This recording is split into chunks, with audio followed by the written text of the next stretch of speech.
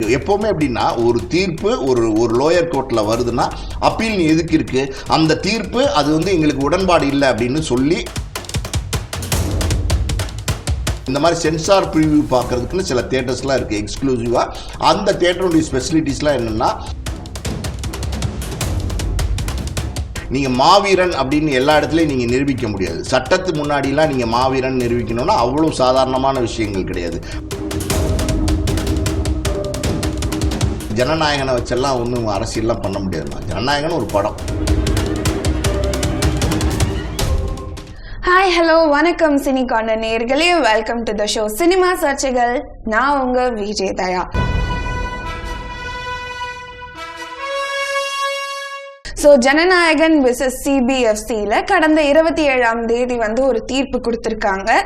இது படம் வெளியாகிறதுக்கான சாத்தியமா இல்லையா அப்படிங்கிறத தான் தயாரிப்பாளர் மற்றும் சினிமா விமர்சகர் ஆஸ்கர் மூவிஸ் பாலாஜி பிரபு அவர்கள் கிட்ட பேச போறோம். வாங்க அவரை சந்திக்கலாம். வணக்கம் சார், எப்படி இருக்கீங்க? வணக்கம்மா, நல்லா இருக்கேன். ஆஷா அவர்கள் யூஏ சர்டிபிகேட் கொடுத்து படத்தை ரிலீஸ் பண்ணுங்க அப்படின்னு சொல்லி முடிச்சிட்டாங்க. அப்புறம் ஏன் சென்சார் போர்டு எங்க தரப்பு வாதத்தை கேட்கலன்னு மேல்முறையீடுக்கு போகணும்? ஆமாமா, அவங்க என்ன சொல்றாங்கன்னா, நீதிபதி ஆஷா தனி நீதிபதிகிட்ட வந்துச்சு இல்லையா, அவங்க இந்த முழுமையான விசாரணை பண்ணல அப்படிங்கிறது சென்சார் போர்டுடைய வாதமா இருக்கு. அதாவது இரண்டு பக்க வாதங்களையும் கேட்டு அறியல, ஒரு பக்க வாதத்தை மட்டும் கேட்டுட்டு ஒரு பக்க நியாயங்களை மட்டும் கேட்டுட்டு சென்சார் சர்டிபிகேட் கொடுக்க சொல்றாங்க அப்படின்னு சொல்லி அவங்களுடைய வாதமா இருக்கு. இன்னொரு என்ன சொல்றாங்க அப்படின்னா, அந்த நீதிபதி படமே பார்க்கல. இப்ப இந்த தனி நீதிபதி ஆஷா அவங்க கொடுத்த தீர்ப்பு அவங்க படமே பார்க்கல. அவங்க தயாரிப்பு நிறுவனத்துடைய வாதத்தை மட்டுமே கேட்டுட்டு இந்த தீர்ப்பை சொல்லியிருக்காங்க. எங்களுடைய வாதங்கள் முறையா கேட்டு அறியப்படலை அப்படின்னு அவங்க சொல்றாங்க. ஸோ அதில் நியாயம் இருக்கு. எப்பவுமே எப்படின்னா ஒரு தீர்ப்பு ஒரு லோயர் கோர்ட்ல வருதுன்னா அப்பீல் எதுக்கு இருக்கு, அந்த தீர்ப்பு அது எங்களுக்கு உடன்பாடு இல்லை அப்படின்னு சொல்லி அப்பீலுக்கு போகலாம். இப்போ ஒரு உதாரணத்துக்கு, இப்போ மதுரையில் ஒரு வழக்கு நடக்குதுன்னு வச்சுக்கோங்களேன். அந்த மதுரையில் கொடுக்குற தீர்ப்பு அது வேண்டாம், அது எப்படி இருந்தாலும் ரெண்டு பார்ட்டி இருப்பாங்கம்மா. யாராவது ஒருத்தருக்கு தான் தீர்ப்பு வரும், இன்னொருத்தருக்கு அது சாதகமா இருக்காது. அப்ப சாதகமா இல்லாதவங்க மேல்முறையீடு பண்றதுக்கான உரிமை எப்பவுமே உண்டு. ஸோ அப்படி மதுரையில் இருந்து ஒருத்தர் சாதகமா இல்லைன்னு நினைச்சாருன்னா வழக்கு எதிராளியோ யாராவனா இருக்கலாம், அவர் சென்னை கோர்ட்டுக்கு வரலாம், சென்னையில் பெஞ்சுக்கு வரலாம், பெஞ்சில் இருந்து சுப்ரீம் கோர்ட்டுக்கு போகலாம். சுப்ரீம் கோர்ட்லேயே பார்த்தீங்கன்னா ஒரு 2-3 நீதிபதி 4 நீதிபதி வச்சு அது இன்னமும் ஹையர் ஒரு ரிவ்யூ ஒன்று இருக்கு. அதுக்கான பாசிபிலிட்டிஸ் இருக்கு. ஆனால் கொஞ்சம் ரேர் பாசிபிலிட்டிஸ். ஸோ இது மாதிரி ஒரு முறையிடுறதுக்கான வாய்ப்பு இருக்கு. சென்சார் போர்டு என்ன சொல்றாங்க, ஆரம்பத்திலேருந்தே என்ன சொல்றாங்கன்னா, எங்களுக்கு சொல்ல வேண்டிய விஷயங்கள் நிறைய இருக்கு, எங்க சைடு கொடுக்க வேண்டிய டாக்குமெண்ட்ஸ் எல்லாம் நிறைய இருக்கு, இதெல்லாம் சப்மிட் பண்றதுக்கு எங்களுக்கு கால அவகாசம் வேணும், டைம் வேணும் அப்படின்னு சொல்லி கேட்கறாங்க. அது மறுக்கப்பட்டு அந்த தீர்ப்பு வந்ததுனால தான் அந்த தீர்ப்பை எதிர்த்து மேல்முறையீடுக்கு போறாங்க. ஓகே, ஆனா சென்சார் போர்டு சொன்ன விஷயங்கள் எப்படி இருக்கு அப்படின்னா, ஒருத்தங்க கம்ப்ளைண்ட் பண்ணாங்க அப்படின்னு சொன்னாங்க. யார் அந்த கம்ப்ளைண்ட் ரிவீல் பண்ணல, என்ன அந்த கம்ப்ளைண்ட் லெட்டர்னு தெரியல. அப்போ பேனலிஸ்ட் தவிர ஒருத்தங்க பார்த்தாங்களா அப்படின்னு தெரியல. 27ஆம் தேதி தான் அந்த கம்ப்ளைண்ட் லெட்டரே கைக்கு வந்தப்போ இவங்க ஏதோ மூடி மறைக்கிறாங்கன்னு ஒரு கேள்வி எழும்புது. நல்ல ஒரு விஷயம் தெரிஞ்சுங்க, அந்த பேனலை தவிர யாருமே படம் பார்த்துறதுக்கு வாய்ப்பே கிடையாது. ஏன் அப்படின்னு நான் சொல்றேன்னா, சென்சார் போர்டு அதோட நார்ம்ஸ் அண்ட் ரெகுலேஷன்ஸ் இருக்கு. அந்த நார்ம்ஸ் அண்ட் ரெகுலேஷன்ஸ் படி சென்சார் போர்டுடைய ஆஃபீஸர் ஒருத்தர் இருப்பார். இங்கே நம்ம தமிழ்நாடு ஸ்டேட்டுக்கு ஒரு ஆஃபீஸர் இருப்பார் தமிழ் படம் பார்க்கறதுக்கு. அந்த எக்ஸிக்யூட்டிவ் ஆஃபீஸர் பார்த்தீங்கன்னா 4 மெம்பரை செலக்ட் பண்ணுவார் பேசிக்காக பார்க்கறதுக்கு. அந்த 4 மெம்பரை செலக்ட் பண்ணி அந்த 4 மெம்பருக்கும் அன்னைக்கு காலையில் தான் ஃபோன் பண்ணுவார். இந்த மாதிரி ஒரு படம் பார்க்க போகிறோம், நல்லா கேட்டுக்கிட்டு ஒரு படம் பார்க்க போகிறோம், அது விஜய் படமா ரஜினி படமா, யார் தயாரித்த படம், யார் இயக்குன படம், எதுவுமே சொல்ல மாட்டாங்க. ஒரு படம் பார்க்க போகிறோம், இன்னைக்கு 4 மணிக்கு படம் பார்க்கறதுக்கு ஏற்பாடு பண்ணியிருக்காங்க, நீங்க இந்த இசி மெம்பர்ல ஒருத்தரா வர்றீங்களா அப்படின்னு கேட்பாங்க. வர்றோம் அப்படின்னு சம்மதிச்சாங்கன்னா அவங்க பேரை டிக் பண்ணி வச்சுப்பாங்க. இப்படி 4 பேரை அந்த ரீஜனல் ஆஃபீஸர் தான் யார் அந்த 4 பேருங்கிறத செலக்ட் பண்ணுவார். அந்த 4 பேர்ட்டையும் அன்னைக்கு காலையில் தான் 7-8 மணிக்கு தான் ஃபோன் பண்ணுவாங்க. வர்றாங்களா வரலையான்னு கேட்டு தெரிஞ்சு அவங்களுடைய அவைலபிலிட்டி கேட்டு தெரிஞ்சு அவங்கள அதில் மார்க் பண்ணி வச்சுப்பாங்க. அந்த 4 பேருக்குமே என்ன படங்கிறது தெரிவிக்கப்படாது. அந்த எங்க படம் பார்க்க போறோங்கிறது மட்டும்தான் சொல்லியிருப்பாங்க. ப்ரிவியூ, இந்த மாதிரி சென்சார் ப்ரிவியூ பார்க்கறதுக்குன்னு சில தியேட்டர்ஸ்லாம் இருக்கு எக்ஸ்க்ளூசிவா. அந்த தியேட்டருடைய ஸ்பெசிலிட்டிஸ்லாம் என்னன்னா, அந்த தியேட்டர்ல உங்களுக்கு சென்சார் போர்டு ஆஃபீஸர்ஸ்க்கான எல்லா வசதிகளும் இருக்கும். தியேட்டர்ல படம் பார்ப்பாங்க, ஒரு கான்ஃபரன்ஸ் ஹால் வேற அங்கே இருக்கும், ஏன்னா டிஸ்கஸ் பண்றதுக்கு. அவங்க படத்தை பார்த்துட்டு டிஸ்கஸ் பண்ணுவாங்க. அதுக்கப்புறம் தயாரிப்பாளர் இயக்குனர் கூப்பிட்டு அவங்களுடைய கட்ஸ் என்ன வேணுங்கிறத சொல்லுவாங்க. இதுதான் வழக்கமாக நடக்கிறது. ஸோ அப்படி இருக்கும்போது அந்த தியேட்டருக்குள்ள இந்த ஒரு ஆஃபீஸர் அந்த 4 மெம்பர்ஸை தவிர வேற யாருமே அனுமதிக்கப்பட மாட்டாங்க. அந்த 4 மெம்பர்ஸ் ஒரு ஆஃபீஸரே பார்த்தீங்கன்னா ஒரே இடத்துல இடத்துல கோர்வையாக உட்காருவாங்களா? ஒரு உதாரணத்துக்கு ஏ ரோன்னு இருக்குங்க, A1 2 3 4 5 உட்காருவாங்களா? உட்கார மாட்டாங்க. ஒருத்தர் ஏ ரோ இருப்பார், ஒருத்தர் சி ரோல ஏதோ ஒரு 18ல் இருப்பார், இன்னொருத்தர் வந்து ஈ ரோல வந்து 12ல் இருப்பார், இன்னொருத்தர் வந்து பார்த்தீங்கன்னா வேற ஏதோ ஒரு ரோ. அது மாதிரி வந்து வேற வேற இடத்துல அசெண்டிங் ஆர்டரில் உட்காந்துருப்பாங்க, ஒரே மாதிரி உட்காந்துருக்க மாட்டாங்க. அவங்க ஒரு நோட் பேட் வச்சுருப்பாங்க, நோட் பண்ணுவாங்க. இதெல்லாம் எதுக்கு அப்படின்னா ஒருத்தருக்கு ஒருத்தர் பேசிக்க கூடாது, படம் பார்க்கும்போது ஒருத்தருக்கு ஒருத்தர் கலந்துக்க கூடாது அப்படிங்கிறதுனால தான். யாரும் யாரையும் இன்ஃப்ளூயன்ஸ் பண்ணிடக்கூடாது அப்படிங்கிறது தான் இந்த ப்ரொசீஜரே பண்ணுறாங்க. இந்த படத்தை வந்து தியேட்டரில் வந்து ஓட்டும் போது அது வந்து அந்த ஆப்ரேட்டர்னு ஒருத்தர் இருப்பார் இல்லையா, அவர் ஒருத்தர் மட்டும்தான் அலவுட் அந்த படத்தை பார்க்கறதுக்கு. அவர் எப்படின்னா வெளியில் யார்ட்டையும் எதுவுமே சொல்ல மாட்டார். இதுதான் உண்மை. இப்படி இருக்கும்போது வேறு யாராவது பார்க்கறதுக்கு வாய்ப்பே இல்லை. ஒருத்தர் புகார் கொடுத்தார் அப்படின்னா அந்த ஒருத்தர் வந்து மெம்பர் தான், அந்த மெம்பரில் ஒருத்தர் தான் புகார் கொடுத்துருக்காரு. மெம்பரில் ஒருத்தர் வந்து புகார் கொடுத்தா அது செல்லுபடி ஆகுமா? ஒரு 5 பேர் இருக்காங்க, அதில் ஒருத்தர் தலைவராக இருக்காரு, 4 மெம்பர்ஸ் இருக்காங்க. மெஜாரிட்டியாக 3 மெம்பர் ஒத்துக்கிட்டதுக்கப்புறம், தலைவரும் ஒத்துக்கிட்டதுக்கப்புறம் ஒரு மெம்பர் மட்டும் வந்து அது அனுமதிக்கலை அப்படின்னா அது ஒத்துவாங்களா அப்படின்னா, பொதுவாக என்ன பண்ணுவாங்கன்னா ஒரு மெம்பர் வந்து எதிர்ப்பு தெரிவிக்கிறார் அப்படின்னா இந்த 5 பேரும் சேர்ந்து 4 பேரும் சேர்ந்து அந்த ஒருத்தரை வந்து கன்வின்ஸ் பண்ணுவாங்க, அவங்களுடைய மூட் லென்த்துக்கு கொண்டு வரதுக்கு முயற்சி பண்ணுவாங்க, பேசுவாங்க இந்த மாதிரி இருக்கு, இது ஒன்றும் பெருசாக தப்பாக தெரில, கொடுத்துடலாமே அப்படிங்கிற மாதிரி கன்வின்ஸ் பண்ணுவாங்க. கன்வின்ஸ் பண்ணி மேக்சிமம் பார்த்தீங்கன்னா அந்த ஒருத்தரை கன்வின்ஸ் பண்ணி எல்லாமே இணக்கமாக கையெழுத்து போடுற மாதிரி தான் அது வந்து அந்த சென்சார் ப்ரொசீஜரே நடக்கும். சில நேரங்களில் ஒருத்தர் கன்வின்ஸே ஆகலைன்னா நீங்கள் என்ன செய்வீங்க? ஒன்றும் பண்ண முடியாது. அப்படி ஒரு சூழ்நிலையில் மெஜாரிட்டியை வச்சு நீங்கள் சென்சார் சர்டிஃபிகேட் கொடுக்கலாமா அப்படின்னா கொடுக்கறதுக்கு வாய்ப்பு இருக்குது.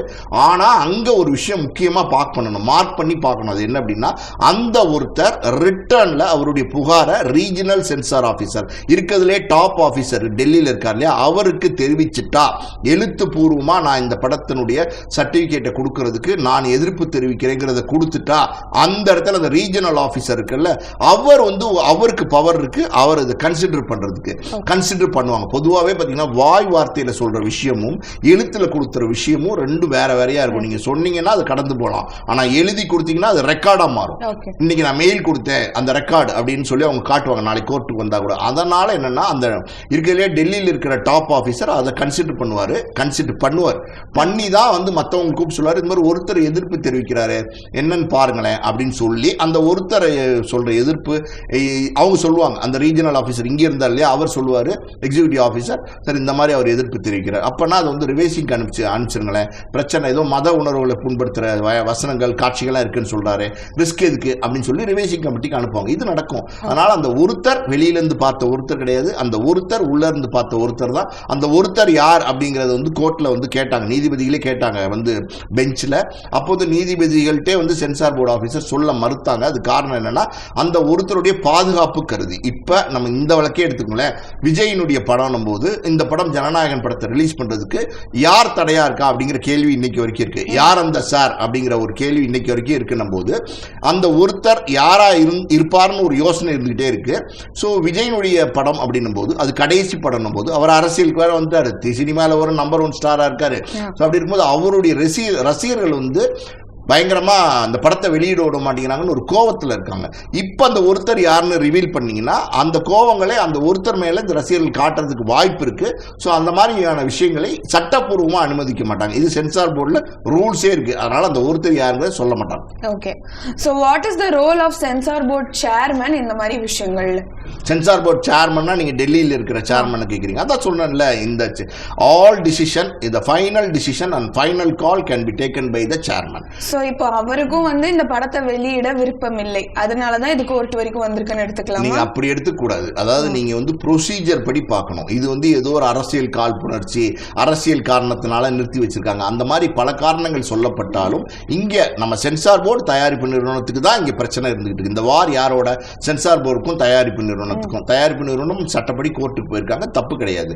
ஆனா இங்க ஒரு ஒரு எதிர்ப்புன்னு ஒன்று வரும்போது அந்த ஃபைனல் கால், இந்த சர்டிபிகேட் கொடுக்கறதா வேண்டாமாங்கிற ஃபைனல் காலை யார் எடுக்கலாம் அப்படின்னா நிச்சயமா வந்து பாத்தீங்கன்னா அந்த டாப் ஆஃபீஸர் அவர் தான் எடுக்க முடியும். அவர் எடுக்கிறதுக்கான அத்தாரிட்டி, அவருக்கு அந்த பவர் இருக்கு. அதனால வந்து இந்த மாதிரி புகார் வரும்போது அந்த கால் அவர் எடுக்காம ஒரு வேலை வந்து கொடுத்துருங்க அப்படின்னு சொன்னார்னா படத்தையே பார்க்காம அப்போ என்ன ஆகும், ஒருவேளை ரிலீஸ் ஆயிடுச்சு இந்த படம் அப்படின்னா அங்கே வந்து மத உணர்வுகளை புண்படுத்துகிற மாதிரி காட்சிகள் இருக்குது, வசனங்கள் இருக்குது அப்படின்னா பப்ளிக் பார்த்ததுக்கப்புறம் எதிர்ப்பு வந்தால் அப்போ வந்து ஒருத்தர் மெயில் அனுப்பிச்சிருக்காரு, நீங்கள் அதை ஏன் கன்சிடர் பண்ணலை, நீங்கள் ஏன் அதை மீறி வந்து படத்துக்கு UA சர்டிஃபிகேட் கொடுத்தீங்க, நீங்கள் எப்படி அது கொடுக்கலாம் அப்படிங்கிற கேள்விகள் அவர் மேலே தொடுக்கப்படலாம்.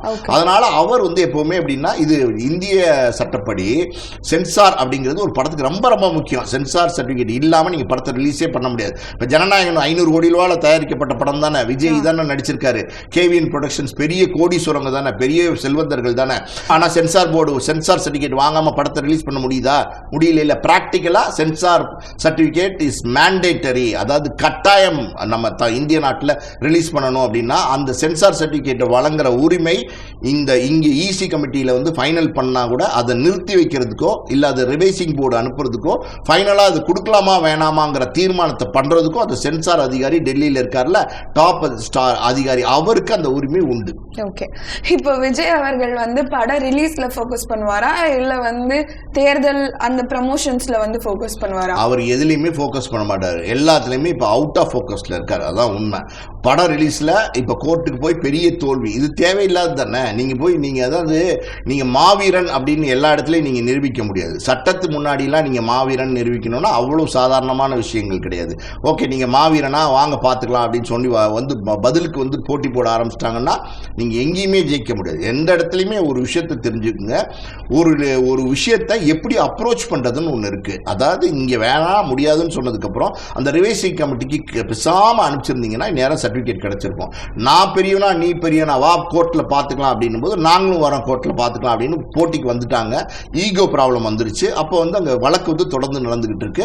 ஸோ இந்த சர்டிஃபிகேட் எப்போ வரும்ன்றதை யாராலுமே ப்ரெடிக்ட் பண்ண முடியாது. இப்போ இந்த வழக்கை விட்ரா பண்ணால் கூட நான் சொன்ன மாதிரி பார்த்தீங்கன்னா சென்சார் மறுத்தணிக்கைக்கு போய் தான் கொடுப்பாங்க, மறுத்தணிக்கை போகாமல் கொடுக்க மாட்டாங்க. ஏன்னா வழக்கு இவ்வளோ தூரம் நடந்துருச்சு. இப்போ மறுத்தணிக்கைக்கு போகாமல் படத்தை வந்து UA கொடுத்துருவாங்கன்னா வாய்ப்பே கிடையாது. அப்படி இருக்கும்போது மறுத்தணிக்கைக்கு போய் 20 நாள் எடுத்து 20 நாளைக்கு அப்புறம் அது வந்து வேற கட்ஸ் எல்லாம் கொடுத்து அதை வந்து இவங்க டெலீட் பண்ணி அதை மறுபடியும் புது கண்டென்ட் அவங்களுக்கு சென்சார் போர்டு கொடுத்து அதை வந்து அவங்க வியூ பண்ணி அவங்க சொன்னதெல்லாம் கரெக்டாக இருக்குங்கிறதெல்லாம் ஒத்துக்கிட்டு மறுபடியும் அந்த சர்டிஃபிகேட்டை ரெடி பண்ணி அவங்களுக்கு கொடுக்கறதுக்கு எனக்கு தெரிஞ்சு ஒரு மாத கால அவகாசம் ஆகலாம்.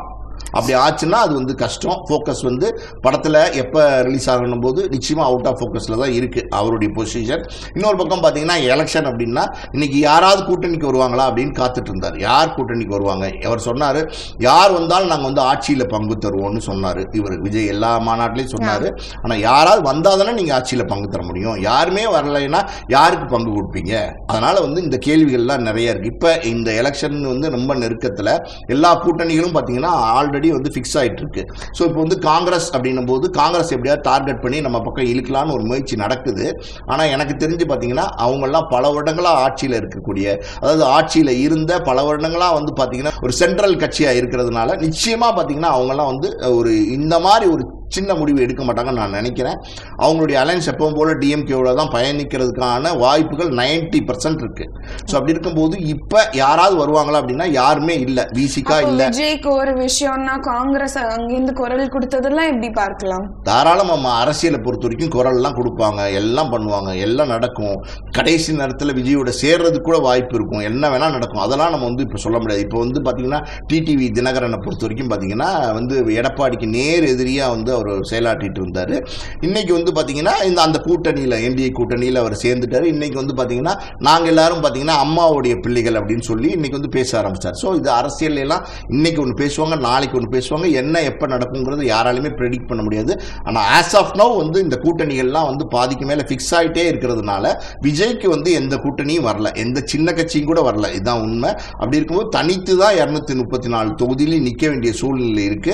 234 தொகுதியில் தனித்து நிற்கும் போது முதல் தேர்தல் இது விஜயை பொறுத்த வரைக்கும், டிவிகே பொறுத்த வரைக்கும். அப்படி இருக்கும்போது இந்த 234 தொகுதிக்கு வேட்பாளர்கள் இருக்கிறாங்களா அப்படிங்கிறது கேள்வி. யார் வேட்பாளர்கள் அப்படிங்கிறது கேள்வி. அறிந்த வேட்பாளர்களா, ஏற்கனவே தெரிந்த வேட்பாளர்களா அப்படின்னா அதுவும் கேள்வி. பல கேள்விகள் இருக்கு. ஸோ வந்து எனக்கு தெரிஞ்சு இந்த இன்னும் ஒரு 3 மாசம் இருக்குன்னு வச்சுக்கோங்களேன். இந்த 3 மாசத்துக்குள்ள வந்து விஜய் வந்து எல்லா இடத்துக்கும் பிரச்சாரத்துக்கு போய் ஆகணும். வீதி வீதியா போகணும், தெரு தெருவா போகணும், வீடு வீடா போகணும். வாய்ப்பு இருக்கா அப்படின்னா அதுக்கும் வாய்ப்பு இல்லை.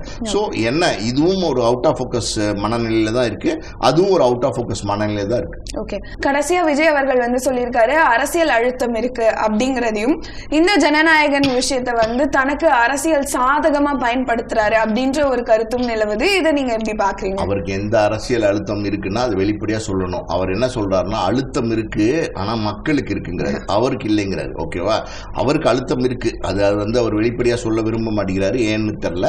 அழுத்தம் இருக்கு அப்படிங்கிறது அவரே வந்து சொல்றாரு, ஆனா மறைமுகமா சொல்றாரு. அவருக்கு இல்லையாமா மக்களுக்கு இருக்காமா, எனக்கு தெரியல அது என்ன மாதிரியான ஸ்டேட்மெண்ட்னு தெரியல. ஸோ இதெல்லாம் வந்து எப்படின்னா ஜனநாயகனை வச்செல்லாம் ஒன்றும் அரசியல்லாம் பண்ண முடியாதுமா. ஜனநாயகன் ஒரு படம், அது ஒரு கமர்ஷியல் படம், அது வந்தால் நிச்சயமாக படம் பார்ப்பாங்க. அதில் என்ன பண்ணியிருப்பாரு, ஆட்டம் பாட்டம் கொண்டாட்டம் கூத்து அடிதடி வெட்டு 4 பஞ்சு டைலாக்கு, ஒரு எக்ஸ்ட்ரானரியாக ஒரு 4-5 டான்ஸ் மூமெண்ட், வழக்கமான விஜய் படமாக தான் இருக்க போகுது. அந்த விஜய் படத்துக்குள்ள மசாலா படத்துக்குள்ள ஒரு அரசியலும் பேசியிருக்கப்படுற, அவ்வளோதான். அதுக்கு மேலே என்ன, what more then that, nothing அப்படின்னும் போது அதெல்லாம் வந்து ஒரு பிரச்சார டூலா இருக்குமா அப்படின்னா எனக்கு தெரிஞ்சு இருக்காது. ஓகே, சோ பொறுத்திருந்து பார்க்கலாம் விஜயோட ஜனநாயகன் படம் எப்போ வந்து திரைக்கு வருது அப்படின்னு. நேரத்துக்கு நன்றி, வணக்கம். நன்றி. மீண்டும் இன்னொரு சினிமா சர்ச்சைகள் எபிசோட்ல உங்களை வந்து சந்திக்கும் வரை, this is Vijay Daya signing off.